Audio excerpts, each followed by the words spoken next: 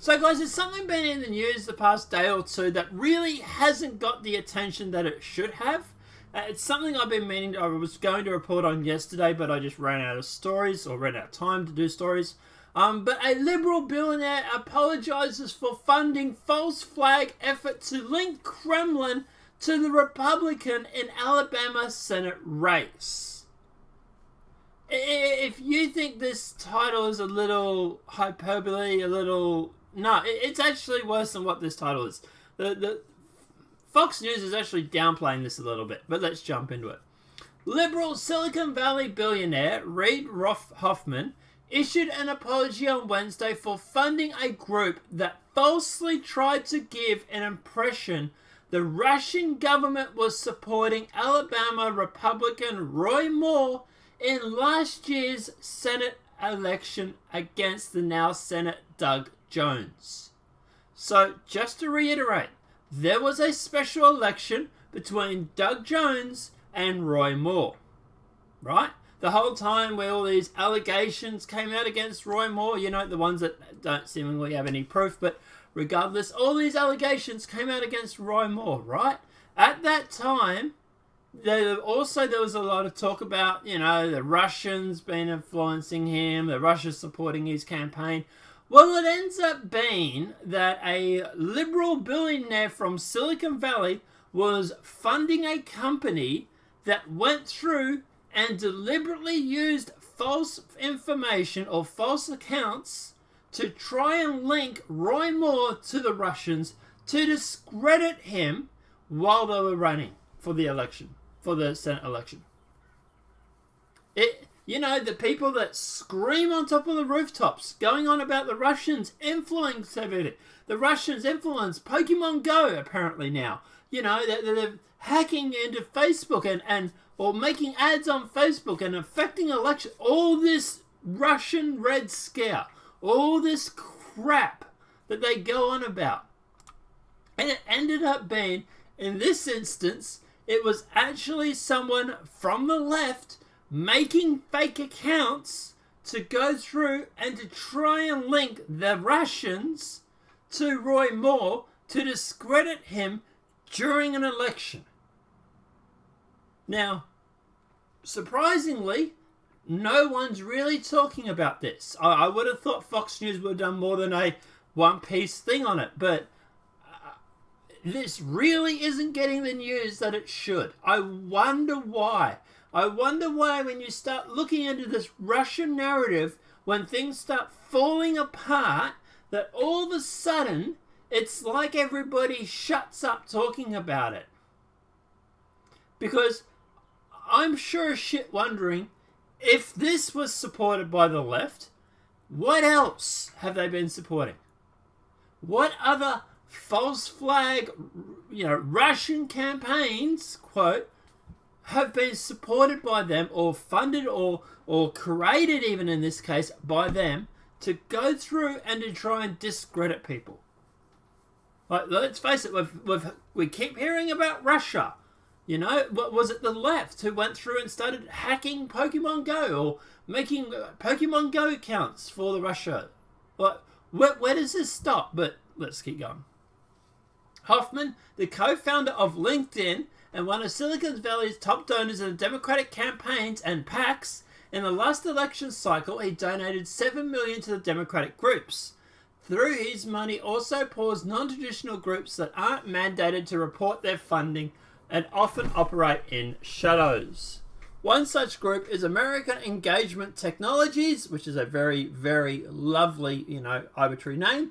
AET, a firm ran by a former Obama appointee, Mikey Dixon, which received $750,000 from Hoffman and was a part of the effort to falsely portray the Republican Senate bid as being supported by the Kremlin.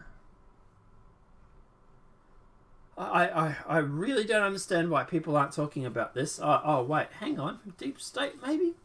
I find the tactics that have been recently reported highly disturbing. For the reason I'm embarrassed is my failure to track AET, the organisation I did support more diligently as it's made its own decisions to perhaps fund projects I would reject, he said in a statement provided to the Washington Post. So in other words, yeah, look, I'm sorry, guys. This is a company that I was funding to a tune of $750,000. And look, at the end of the day, I have nothing to do with them going through and making false accounts, trying to link Roy Moore to Russians, okay? We don't meddle in elections, the Russians do, right? Is anybody actually believing this shit? But anyway, I want to be ever critical. There is absolutely no place in our democracy for manipulating facts or using falsehoods to gain political advantage, he added. Yeah, It's not like you guys in the whole Democratic Party used the Steele dossier, which is literally Oppo research to try and get a warrant to spy on Trump during his presidential run. Moving along. Hoffman said the AET went on to facilitate a secret project with a budget of $100,000.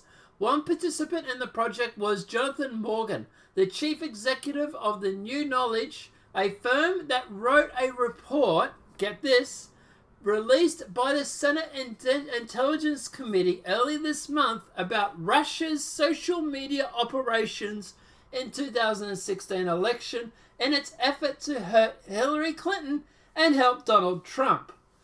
Just to reiterate, in case anybody's missed that, the guy that gave the Senate Intelligence Committee a report on Russian interference used $100,000 to go through and to make false accounts to link Roy Moore, falsely, to the Russian Kremlin. Why is this not major news? Oh, wait. Yeah. Well, at least he has his own research, I suppose, to back up his statements, I suppose. But moving along. In a statement on Twitter, Morgan denied the project was aimed at influencing the election. Of course he said that.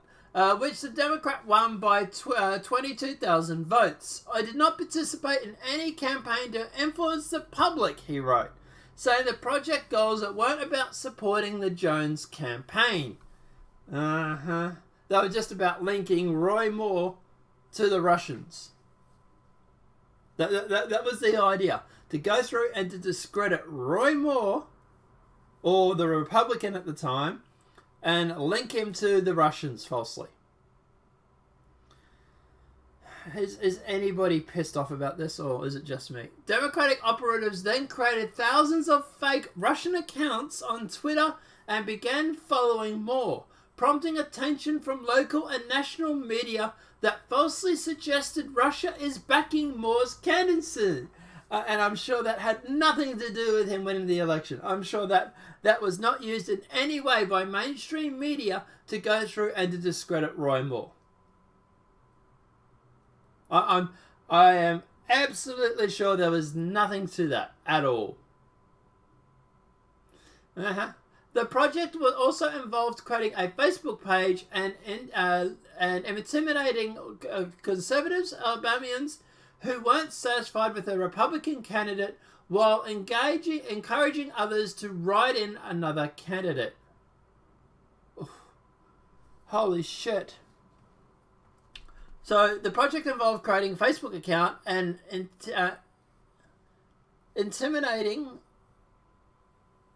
conservative Alabamians who weren't satisfied with the Republican to encourage others to write it. So they went through and they made a Facebook account which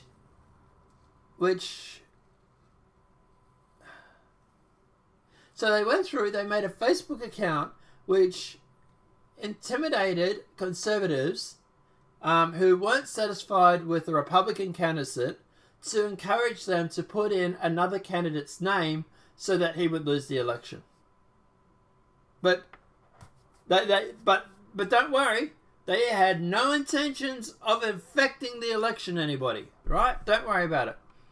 The disinformation campaign was first revealed by the New York Times that obtained an internal report detailing the efforts. We orchestrated the elaborate false flag operation that planted the idea that more was a campaign was amplified on social media by Russian botnet, the internal report said. Moving along. It also took credit for radicalizing Democrats with Russian bot scandal after the experiment, with many of the tactics now understood to have influenced the 2016 elections. The multi-million Senate Alabama race ended with Jones' victory over the embattled Republican, who lost the support of the party amid the allegations of misconduct, becoming the first Democrat senator from Alabama in more than 20 years. Because if you can't win a race fairly and honestly, just get one of your friends to go through and make a whole bunch of false accounts and claim that he's supported by the Russians. Is that what... That's what it seems like it's to me.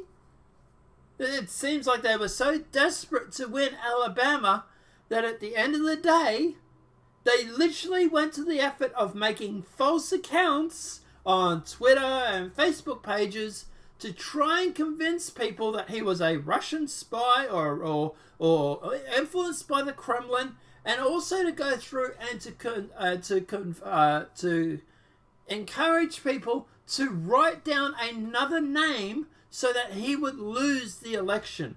But don't worry, they didn't influence the election in any way, shape, or form.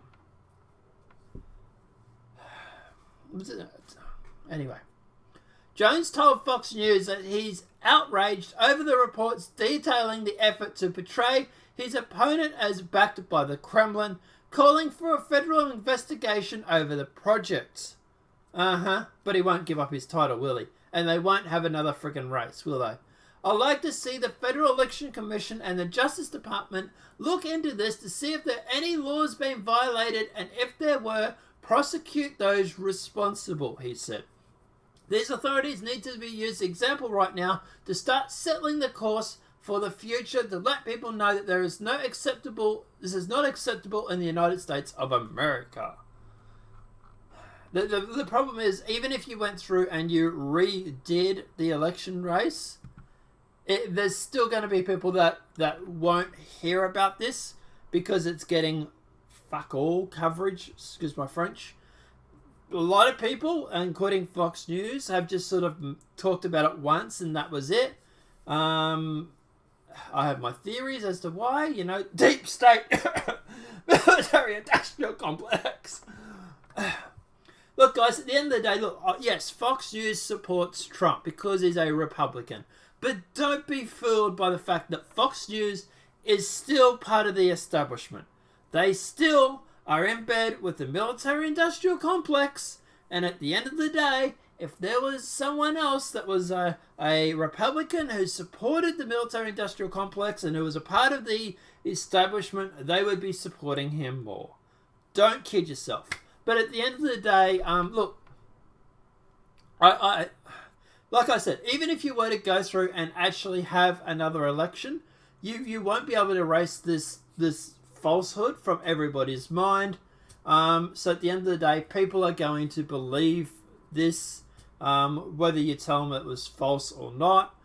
Even with this guy's apology, it's still not going to undo all the damage. To be honest, I find this absolutely disgusting. I can't believe more people aren't talking about this. And at the end of the day, I think it's absolutely disgusting that a left-leaning company will... and that's what we know so far. God knows how far up this goes. But a left-leaning company literally went through, made false Facebook pages, made false Twitter accounts that were supposedly Russians to go follow Roy Moore so that they could go through and then claim that he was supported by the Kremlin. And they could use that in a campaign to go through and to discredit him. Now, I'm not saying the mainstream media was in on it, okay? Hell, for all I know, these guys at AET or whatever could have sent an anonymous tip. or could have told a friend to tell a friend or whatever. They could have easily got the information out to, hey, go and check Roy Moore's account. He's got a lot of Russian bots following him. It's just that people didn't realize at the time that it was the left that was literally making these accounts. And like I say, hardly anybody in the Conservatives are talking about this. I have not seen anybody else mention this. Try and work that one out. But guys, let me know your thoughts in the comment section below. Do you think that this is just another Red Scare tactic? Do you think that Alabama should run or have another election? Do you think that Roy Moore should be appointed over this? I really don't know what the outcome would be that would actually make anybody happy, to be honest. And I really don't know how you go about it. But let me know your thoughts in the comment section below. If this video has been helpful, please smack a like. If you're new to the channel, welcome and subscribe. Apart from that, guys, I'll see you in the next demonetized video from YouTube. Have a great day and enjoy.